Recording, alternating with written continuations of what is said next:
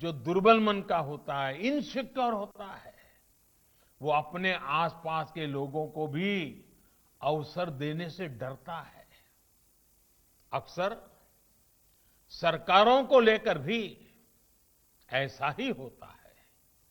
जनता जनार्दन के भारी समर्थन और विश्वास से बनी सरकार का अपना ही कॉन्फिडेंस होता है और उतना ही डेडिकेशन भी होता है। और तभी तो सबका साथ, सबका विकास, सबका विश्वास इस मंत्र को चरितार्थ करने के लिए जी जान से सरकार जुटी रहती है। सरकार जितनी निर्णायक होती है, वो दूसरों के लिए अड़चनों को उतना ही कम करती है। एक निर्णायक सरकार की हमेशा कोशिश होती है कि वो समाज के लिए, राष्ट्र के लिए ज्यादा से ज्यादा कंट्रीब्यूट करे। एक निर्णायक और आत्मविश्वास से भरी सरकार ये भी नहीं चाहती कि सारा कंट्रोल अपने पास रखे, दूसरों को कुछ करने ही न दे। पहले के दौर में सरकारों की इस सोच के आप सभी साक्षी भी हैं और देश उसका शिकार भी रहा है। सोच क्या थी? सब कुछ सरकार करेगी। गड़ी बनानी हो तो सरकार बनाती थी, स्कूटर बनाना हो सरकार बनाती थी, टीवी बनाना ना हो तो सरकार बना रही थी, यहां तक कि ब्रेड और केक भी सरकार ही बनाती थी। हमने देखा है इस अप्रोच ने कितनी दुर्दशा की है। इससे अलग एक दूरदर्शी और निर्णायक सरकार हर स्टेक होल्डर को प्रोत्साहित करती है ताकि वो अपनी क्षमताओं का पूरा उपयोग कर सके। साथियों, पिछले 6 वर्षों में भारत ने भी ऐसी ही सरकार देखी है जो सिर्फ और सिर्फ 130 करोड़ देशवासियों के सपनों को समर्पित है, जो हर स्तर पर देशवासियों को आगे लेने के लिए काम कर रही है। भारत में आज हर क्षेत्र में हर स्टेक होल्डर की भागीदारी बढ़ाने के लिए काम हो रहा है।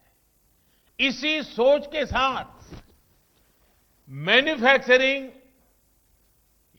से एमएसएमई तक, एग्रीकल्चर से लेकर इंफ्रास्ट्रक्चर तक, टेक इंडस्ट्री से टैक्सेशन तक, रियल एस्टेट से रेगुलेटरी ईजिंग तक चौतरफा रिफॉर्म किए गए हैं। आज भारत में कॉरपोरेट टैक्स दुनिया में सबसे कॉम्पिटिटिव है।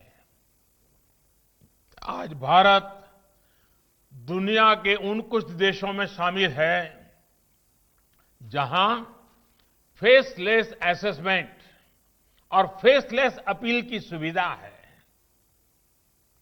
इंस्पेक्टर राज और टैक्स टेररिज्म के दौर के पीछे छोड़कर भारत अपने देश के उद्यमियों के सामर्थ्य पर भरोसा करते हुए आगे बढ़ रहा है। माइनिंग हो, डिफेंस हो, स्पेस हो, ज्यादातर सेक्टर को इन्वेस्टमेंट के लिए, भारतीय टैलेंट के लिए, कंपटीशन के लिए आज अवसरों की, एक प्रकार से अनगिनत अवसरों की एक परंपरा खड़ी कर दी है। देश में लॉजिस्टिक को कॉम्पिटिटिव बनाने के लिए मल्टी मॉडल कनेक्टिविटी पर फोकस किया जा रहा है। साथियों, एक वाइब्रेंट इकोनॉमी में जब एक सेक्टर ग्रो करता है तो उसका सीधा प्रभाव दूसरे सेक्टरों पर भी होता है। लेकिन आप कल्पना कर सकते हैं कि अगर एक इंडस्ट्री से दूसरे के बीच में बेवजह की दीवारें खड़ी कर दी जाए तो क्या होगा? तब कोई इंडस्ट्री उतनी तेजी से ग्रो नहीं कर पाएगी जितनी की उसमें ताकत है, जिसका तो करना चाहिए। एक इंडस्ट्री किसी तरह ग्रो भी करेगी तो उसका प्रभाव दूसरे सेक्टर पर भी कभी नहीं पड़ेगा। अलग अलग सेक्टर्स में इस दीवार ने देश की अर्थव्यवस्था का बहुत नुकसान किया है, सामान्य मानवी का नुकसान किया है। अब देश में जो रिफॉर्म हो रहे हैं वो इन दीवारों को हटाने का काम कर रहे हैं। अभी हाल ही में जो एग्रीकल्चर रिफॉर्म्स हुए हैं वो इसी की एक कड़ी है। एग्रीकल्चर सेक्टर और उससे जुड़े अन्य क्षेत्रों, चाहे वो एग्रीकल्चर इंफ्रास्ट्रक्चर हो, फूड प्रोसेसिंग हो, स्टोरेज हो, कोल्ड चेन हो, इनके बीच पहले हमने ही ऐसी दीवारें देखी हैं। अब ये सभी दीवारें हटाई जा रही हैं, सभी अड़चनें हटाई जा रही हैं। इन दीवारों के हटने के बाद, इन रिफॉर्म्स के बाद किसानों को नए बाजार मिलेंगे, नए विकल्प मिलेंगे, उन्हें टेक्नोलॉजी का ज्यादा लाभ मिलेगा। देश का कोल्ड स्टोरेज इंफ्रास्ट्रक्चर आधुनिक होगा।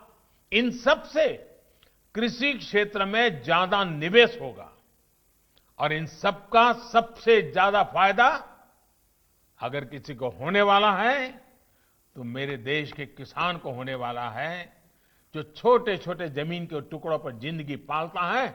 उस किसान का भला होने वाला है। हमारे देश की अर्थव्यवस्था को अलग अलग सेक्टर्स में दीवारें नहीं, ज्यादा से ज्यादा ब्रिजेज चाहिए ताकि वो एक दूसरे का सपोर्ट कर सके।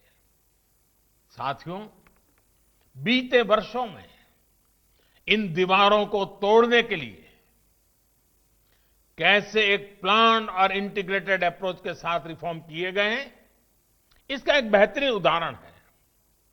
देश के करोड़ों लोगों का फाइनेंशियल इंक्लूजन अब हम बैंकिंग इंक्लूजन के से मोस्ट इंक्लूसिव देशों में शामिल हो गए हैं।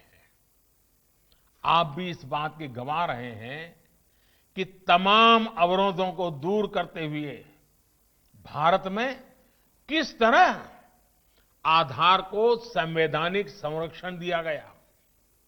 हमने अनबैंक को बैंकों से जोड़ा, सस्ता मोबाइल डेटा, सस्ते फोन उपलब्ध कराकर गरीब से गरीब को कनेक्ट किया।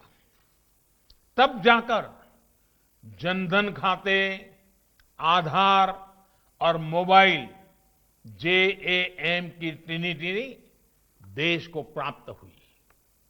साथियों, आज दुनिया का सबसे बड़ा डायरेक्ट बेनिफिट ट्रांसफर सिस्टम देश में काम कर रहा है। DBT देश में काम कर रहा है।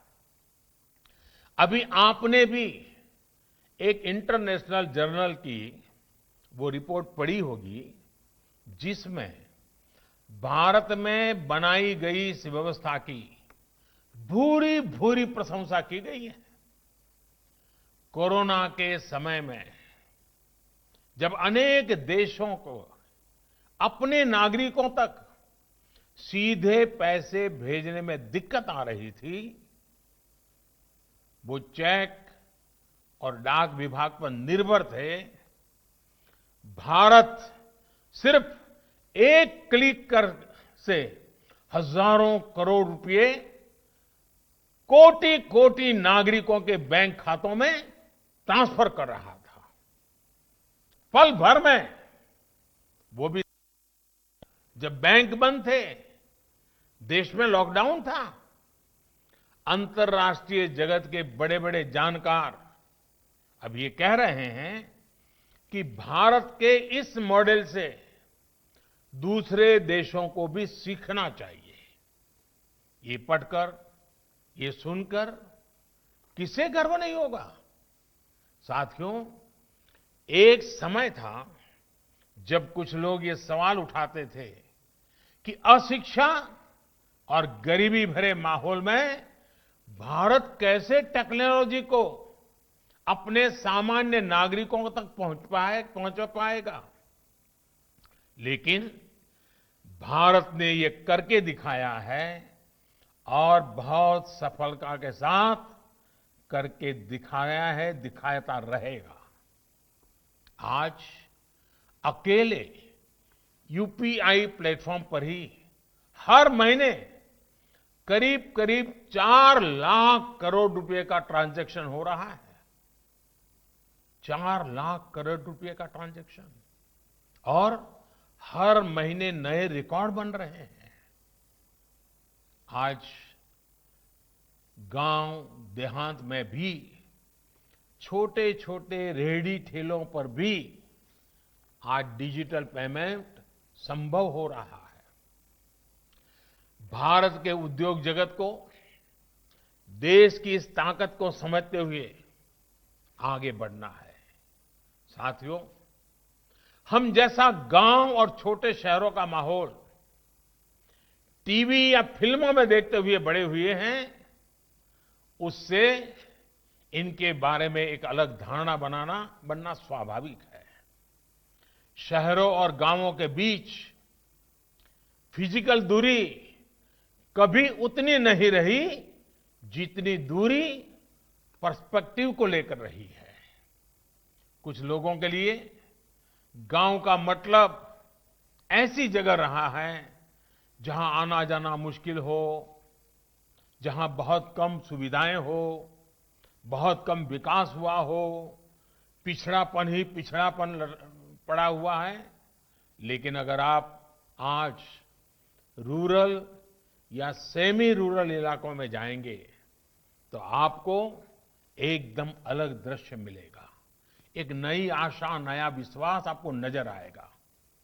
आज का ग्रामीण भारत बहुत बड़े बदलाव के दौर से गुजर रहा है। क्या आप जानते हैं कि रूरल इंडिया में एक्टिव इंटरनेट यूजर्स की संख्या शहरों से ज्यादा हो चुकी है? क्या आप जानते हैं कि भारत के आधे से ज्यादा स्टार्टअप्स हमारे टियर 2, टियर 3 शहरों में हैं? प्रधानमंत्री ग्रामीण सड़क योजना से देश की लगभग 98% बस्तियां सड़कों से जुड़ चुकी हैं। कहने का मतलब ये कि गांव के लोग अब बाजार, स्कूल, अस्पताल और दूसरी सुविधाओं से तेजी से जुड़ रहे हैं। गांव में रहने वालों की आकांक्षा बढ़ रही है। वो सोशियो इकोनॉमिक मोबिलिटी चाहते हैं। सरकार अपनी तरफ से इन्हीं आकांक्षाओं की पूर्ति करने में जुटी है। अब जैसे हाल में लॉन्च की गई पीएम वाणी योजना, उस पीएम वाणी योजना को ही ले लीजिए। इस योजना के तहत देश भर में सार्वजनिक वाईफाई हॉटस्पॉट का नेटवर्क तैयार किया जाएगा। इससे गांव-गांव में कनेक्टिविटी का व्यापक विस्तार होगा। मेरा तमाम उद्यमियों से आग्रह रहेगा कि इस अवसर का उपयोग करते हुए रूरल और सेमी रूरल क्षेत्रों में बेहतर कनेक्टिविटी के प्रयासों में भागीदार बने।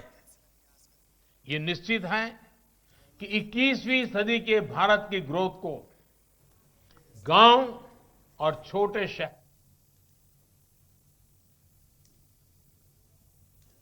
और सीधे अब आपको ले चलते हैं लखनऊ, जहां पर मुख्यमंत्री